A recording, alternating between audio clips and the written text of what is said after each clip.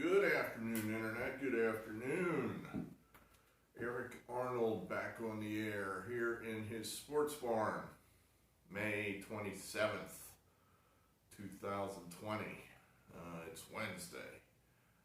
It's been a while. I guess, first off, before I forget, May 27th, my grandson's birthday.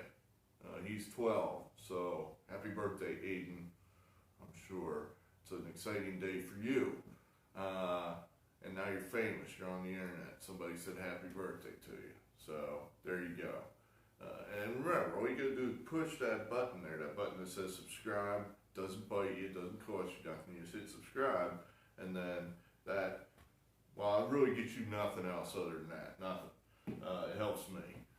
So I don't know how that helps you, but I was talking about you, so there you have it. What else? I escaped. I escaped over the weekend. Escaped the. Let's just keep it light. The lockdown state of Pennsylvania went to the south. It's still not like America. It's just not the same. It's different. It's better. Don't get me wrong. It's light years better than it is here. But it's still not America anywhere I was this weekend. But it was great. Nice to get away. What else we got here?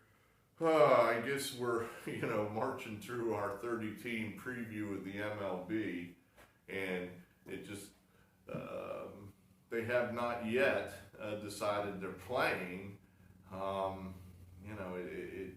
guess it just depends to which talking head you listen to. The owner propaganda is, oh yeah, we're playing, absolutely, very optimistic. And then, the players are just, they keep leaking out how unhappy they are. I'd hate to think I did 10 videos so far previewing something that ain't gonna happen. That would suck. So I'm taking an optimistic viewpoint. I think there's too much at stake. I think the MLB will get something done. Perhaps you're like me now, you're almost like, well, who cares? In the NHL, they're done, they're in, they're gonna play. There is gonna be an NHL playoffs. Don't know exactly when it's gonna start, very likely sometime in July. The NBA, same deal. There's going to be NBA playoffs. Again, probably start at the end of July. So there's definitely some sports coming. Whether they are going to be, pitching and hitting baseballs, we don't know. But they are going to be shooting pucks, shooting baskets. Honestly, the reason I don't follow the NBA that much is I just don't like the regular season product. So the playoffs, even in an empty arena, that could attract my attention. I don't have any systems, no measures, no handicapping angles set up for the NBA.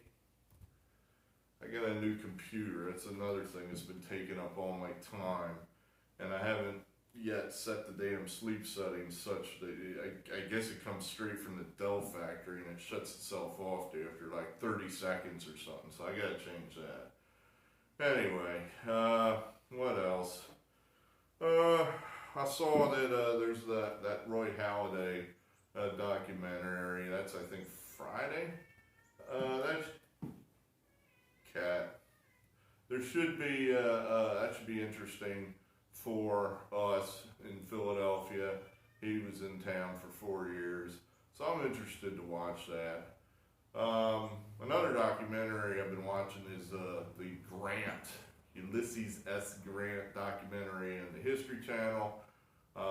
If that's your thing, as I've told you all over and over again, I have a history degree. I style myself as a sports historian, if not a historian overall. Grant's one of my favorite people in history. I think he's way underrated. I think he's ignored mostly. I guess at some point he was famous or credible or people liked him. He's on the $50 bill, so he's got that going for him. I cannot remember if they were talking about pushing him off the $50 bill. I know Andrew Jackson for a while there, they were going to shove him off. I forget what happened with that. If that's a done deal, or every $20 bill I have, I look at there's Andrew Jackson. So I hope they don't push Grant off the 50 because he belongs there. He was a great American, as we say. So there's that. So what's on the topic for today? The Chicago Cubs. I guess we're about to do the NL Central here. We got the Cubs, Reds, Brewers, Pirates, and Cardinals. So we're going to do the Cubs now. What do we know about the Cubs? Well, it seems like this is a lightning rod team. You either love them or you hate them. I like the Cubs. I don't love the Cubs. I like the Cubs. Some people say, I mean, if you don't like the Cubs, you hate them probably. And I can see that. This is a cocky team that could be pretty hateable. Last year, big disappointment. Only 84 wins. Missed the playoffs altogether. But prior to that, a pretty good string of good baseball. Ultimately, of course, breaking their giant curse in 2016. I would say this is a team that's underachieved in the past few years with all the young talent that they have. They really haven't done much with it. That young talent has not really developed, with perhaps the exception of Javi Baez into any sort of star or superstar category. Chris Bryant, nice, not thrilling, but nice. Anthony Rizzo, nice. These are not superstars. They're good players. Baez is the best player on the team. Their pitching has just kind of gotten old and fallen apart, and they haven't really done a whole lot to replenish it. So the number Vegas has hung up there, 85.5. That number should be higher considering the ballpark they play in.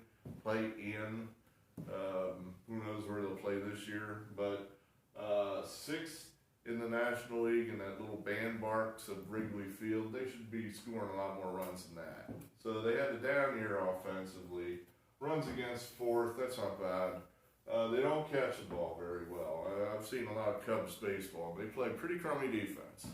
I guess that's what you get when you... Joe Madden's theory was, I'm going to just plug and play these guys here, there. I think he was more of an offensive-minded manager where, if I played Ben Zobrist in the outfield, I can get a favorable matchup at the plate. But the guy can't catch. Kyle Schwarber in the outfield, he can't catch. When I say he can't catch, if you get him under the ball, he'll catch it. But if he has to run way over there to catch it, he's probably not going to get there, and the ball's going to land into the gap for a double or a triple. Have they addressed any of that? Who knows? They got David Ross now as the manager. I think that will help them. I think they have stopped listening to Madden. After certain times, sometimes it's just over. And I think the Madden experience in Chicago is just over. So now Ross, he was the backup catcher on the 2016 team. He knows, I would say, the vast majority of the players on this team. He still knows them. I think that's going to help. I think he will be able to improve the team in some fashion. Basically, this team just has to get its existing players to play better. And I think that's possible because they're still young enough to take it to the next level. There's probably another gear here with this team. This may not be that year. I don't know. It's a whole mixed up bag of stuff this year, and you just don't know what you're going to get. But a lot of their prime players are in the prime of their career. So this could definitely be a bounce back year for the Cubs. At 85.5, man, I don't know if we're going to do anything other than just leave this team at even. With all this good baseball these guys played, their 5-year average return on investment was about 0.2%, which, you're making just that much money with them, and they played pretty damn well. I guess that's a long way of saying I think these guys are just perennially overrated.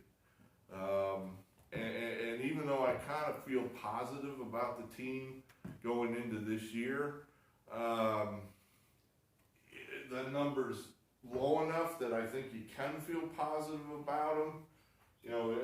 85 and a half, they've only had 1 year where they didn't meet that.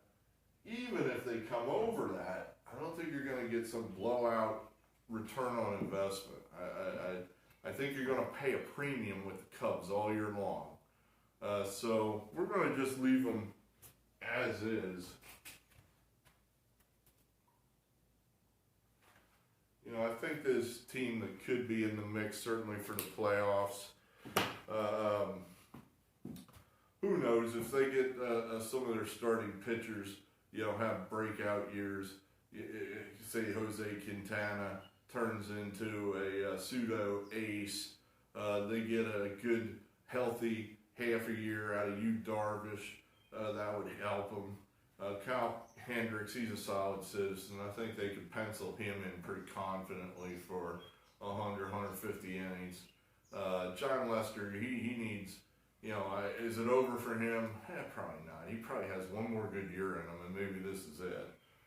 So they definitely have the pieces in place where this team could push for, push deep into the playoffs. Let's put it that way. Or they could just, do nothing and finish 500.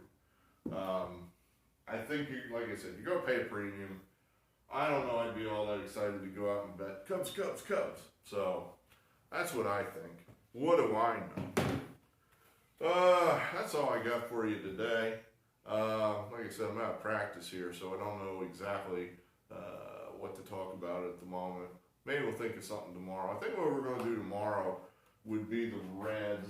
I know there's probably at least a handful of subscribers that are big Reds fans. I'm going to see if they can't give me a couple of their talking points, and then I'll, agree or disagree with their Reds talking points. See what they think. See if there's a lot of excitement in Reds country. Seems like that'd be an odd thing, but you never know. You never know.